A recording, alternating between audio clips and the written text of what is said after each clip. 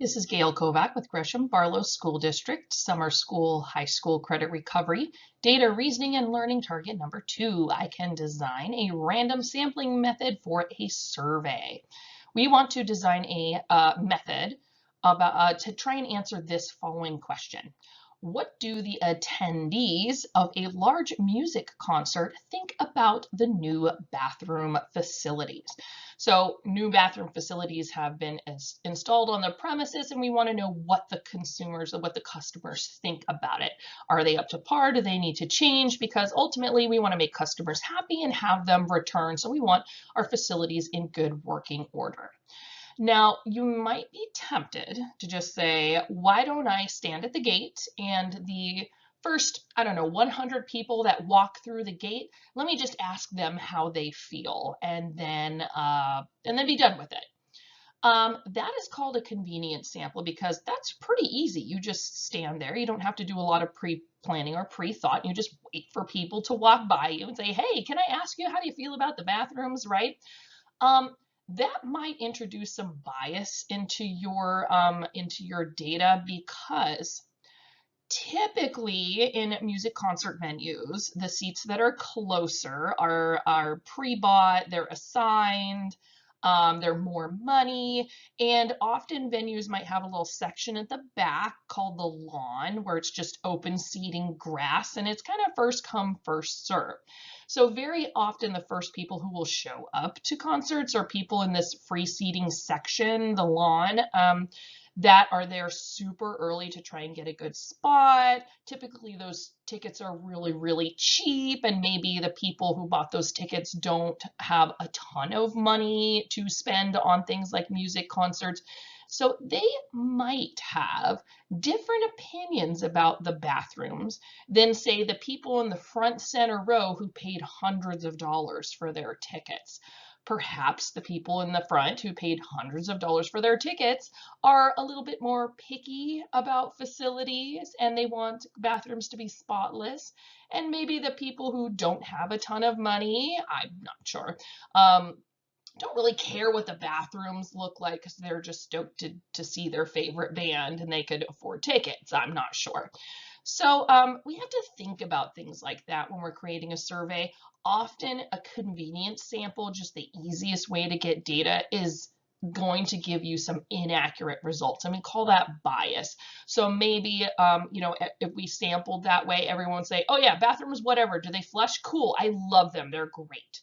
And then really, that doesn't really mirror what everybody at the concert venue thinks. So that's bias.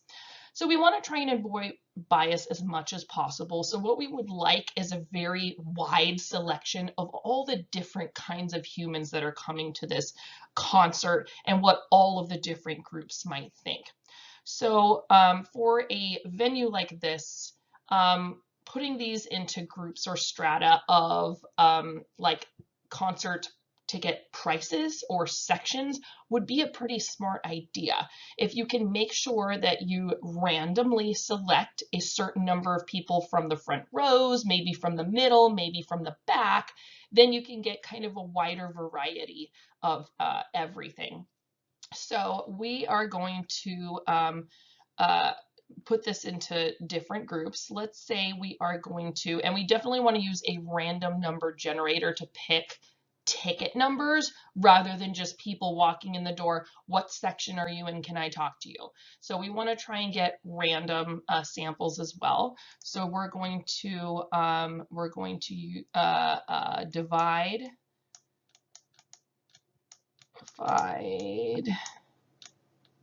into 3 sections. Sorry, my handwriting is not the best with the mouse. And we're going to do, usually as long as you're making a sample that's going to give you at least 50, you're pretty good. So we could do 20, 20, and 20, something like that. So we're going to survey 20 from front row, from front section, or I already wrote section in the header, so I'm just going to say 20 from front, 20 from middle,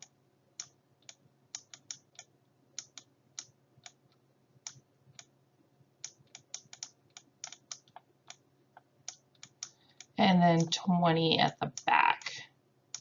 20 from the back of the venue. So that's going to give us a wide variety of at least most likely income level of the people coming here. And we also want to make sure that we use a random number generator. Use random. And I'll use the symbol here for number generator. So you want some kind of mechanism of chance to actually select rather generator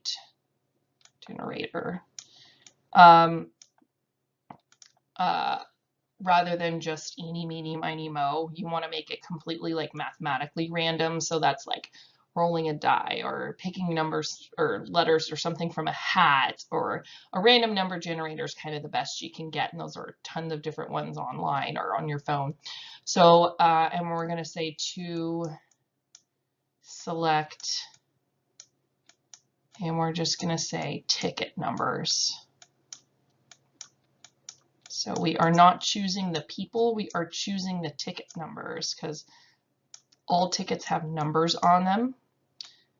And selecting people or numbering people that way makes it a lot easier. So we're going to use a random number generator to select the tickets. We're going to divide those into sections from the front, the middle, and the back. And then how do we contact them? Do we go interrupt them in the middle of the concert and be like, hello, seat F6, would you like to answer this survey? Probably not such a good idea. If there is a way you can maybe pre-select those seats and maybe put a piece of paper on those chairs or something, or if you're able to maybe email or call those people in those seats to ask them to respond, you are going to unfortunately miss out on some people then, because some people are just going to throw away the paper or not respond, right? So unfortunately, we're going to end up with some non-response, but you know, we can only do the best we can do. So we are going to maybe leave survey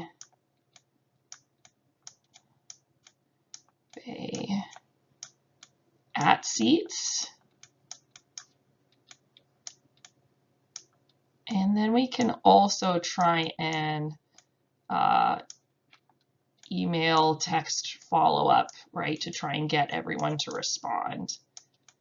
Email, text,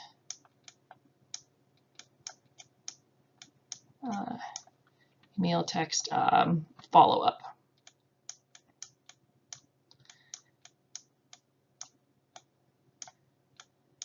So we are going to then miss out still on the people who just don't want to answer a survey. I'm definitely one of those people that don't like answering surveys often, but sometimes you can also add a little enticement like, hey, we'll give you X money off the concession stands at your next concert if you do the survey or something, and then you're going to get a little bit more that way.